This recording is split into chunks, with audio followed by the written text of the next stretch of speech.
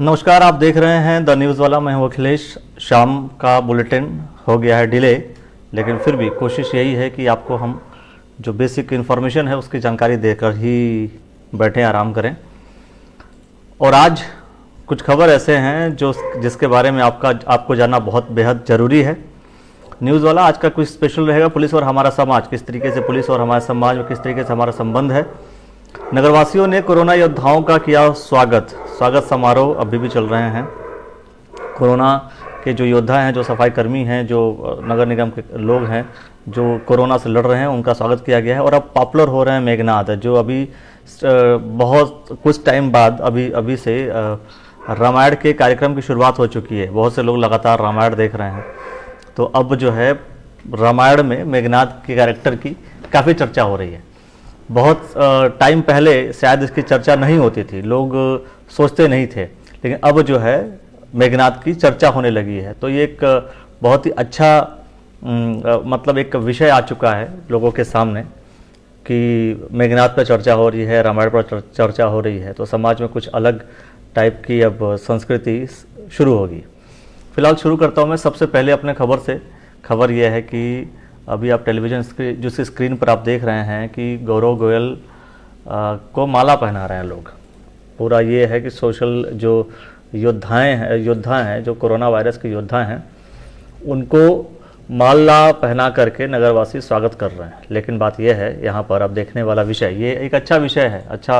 अच्छी बात है कि लोग थाली बजा रहे हैं, फूल से वर्षा कर रहे हैं, स्वागत कर रहे हैं। स्वागत समारोह के लिए कोई दुख की बात नहीं है, स्वागत समारोह होना चाहिए।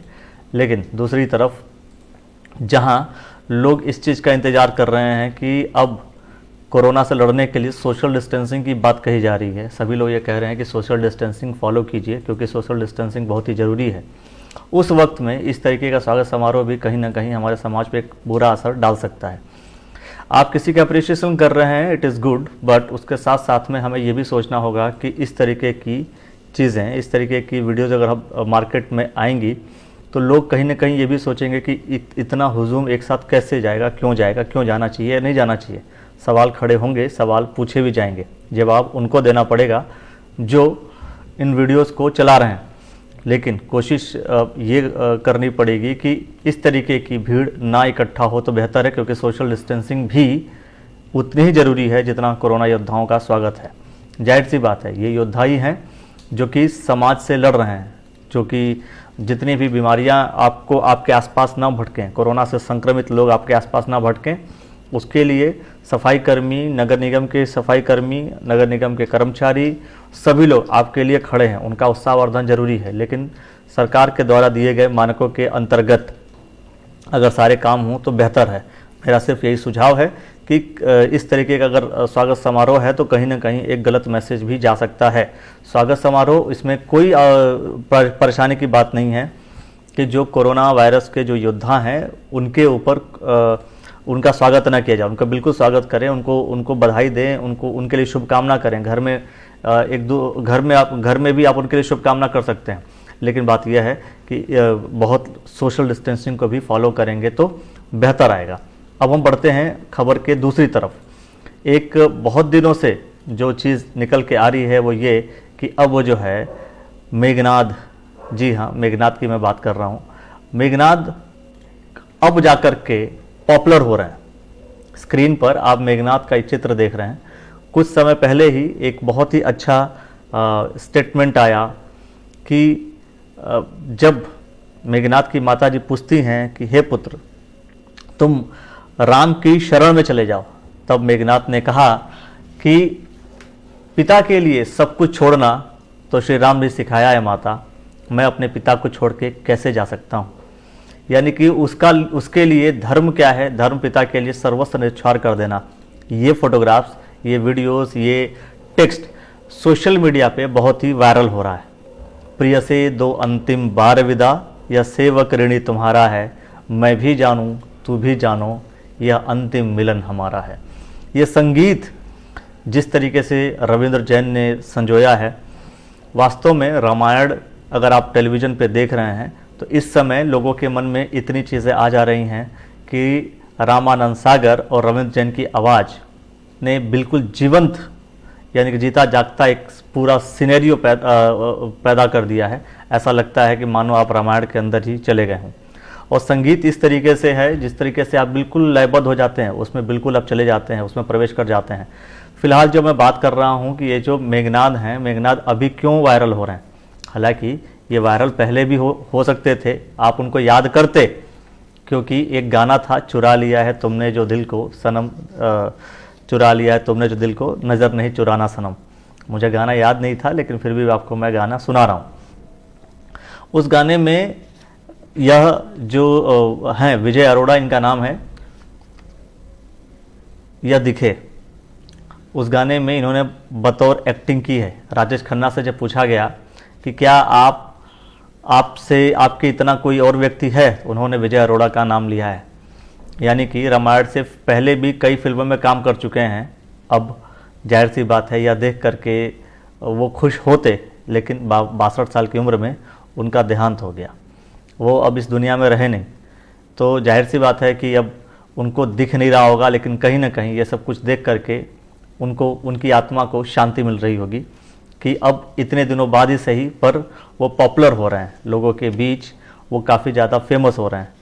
मैंने कहा कि जब वो स्टेटमेंट, जब वो लास्ट टाइम अंतिम समय आता है युद्ध का, मेघनाद और रामचंद्र लक्ष्मण जी का, तब उस समय जब ये जा कर के दोबारा आप बताते हैं मेघनाद कि देखिए पिताजी, ये स्वयं जो है विष्णु के अवतार हैं, ये भगवान हैं, तो उस समय का जो संवाद है वो आप लोग ज़रूर देखिए। मुझे लगता है कि अभी टेलीविज़न पर तो आ गया, वो ऐसा संवाद है जो बार बार देखना चाहिए। कर्तव्य को पूरा प्रेरित करता हुआ पूरा उनका संवाद है, उस संवाद को आप लोग ज़रूर सुनिए। जब आप वो संवाद सुनेंगे तो आपको बहुत ही अच्छा महसूस होगा, आपको महसूस होगा कि कर्तव्य क्या है। हर एक प्रश्नों का जवाब बहुत ही अच्छी तरीके से दिया गया है। जब विदा लेते हैं तो एक स्टेटमेंट, एक गाना जो रविंद्र जैन की आवाज़ में निकलता है, वो ये कि प्रिय से दो अंतिम बार विदा, ये सेवक ऋणी तुम्हारा है, मैं भी जानूँ तो भी जानो, यह अंतिम मिलन हमारा है। बहुत ही खूबसूरत तरीके से संजोया है। अब हम आते हैं अपने खबर के तीसरे तरफ, यानी कि पुलिस की बात को लेकर के, क्या पुलिस और हमारा समाज कैसा है। यानी कि पुलिस की रिस्पेक्ट सभी लोग करते हैं, लेकिन पुलिस को कई बार हम लोग या जो लोग देखते हैं वो यही देखते हैं कि पुलिस जो है लोगों को पीटती है। पुलिस आप लोग को अलग अलग तरीके का काम कराती है। आपको डर लगता है, आप सोचते हैं कि इस तरीके से अगर हम काम कराएंगे या इस तरीके की पुलिस रहेगी तो कैसे काम चलेगा, लेकिन ये सब चीज़ें हमारे द्वारा ही पैदा की जाती हैं। अगर हम गलती करना बंद कर देंगे तो दिक्कत नहीं होगा। अब यहाँ स्क्रीन पर आप देख रहे हैं कि दो लोग क्या कर रहे हैं, दो लोग यहाँ पर उठक बैठक कर रहे हैं। ये पुलिस हमारा आज के डेट में काम कर रही है। दूसरी चीज़, यहाँ पर कुछ लोग को आप देखेंगे कि घास काट रहे हैं। अगर आप सलानी पुल के आसपास जाएंगे तो आपके लिए खतरा हो सकता है। आपसे सफाई कराई जा सकती है, आपसे कहा जाएगा कि आप सफाई कीजिए, क्योंकि सफाई नहीं करेंगे तो आपको डंडे से पिटाई होगी। फालतू में घूमना फिरना बंद कर दीजिए। ये दो दंड हैं जो आपको स्क्रीन पर दिख रहा है। ये हो गया समाज पुलिस का एक चेहरा। दूसरी तरफ अगर हम जाएं तो दूसरी तरफ पुलिस हमारे लिए हर तरह से खड़ी रहती है। मतलब जन जन तक जो सोशल मीडिया के माध्यम से पुलिस के अच्छे काम भी लोगों को नज़र आ रहे हैं। कोरोना के समय में पुलिस कर्मी स्वास्थ्य कर्मियों के साथ तालमेल बिठा के काम कर रहे हैं। अगर आप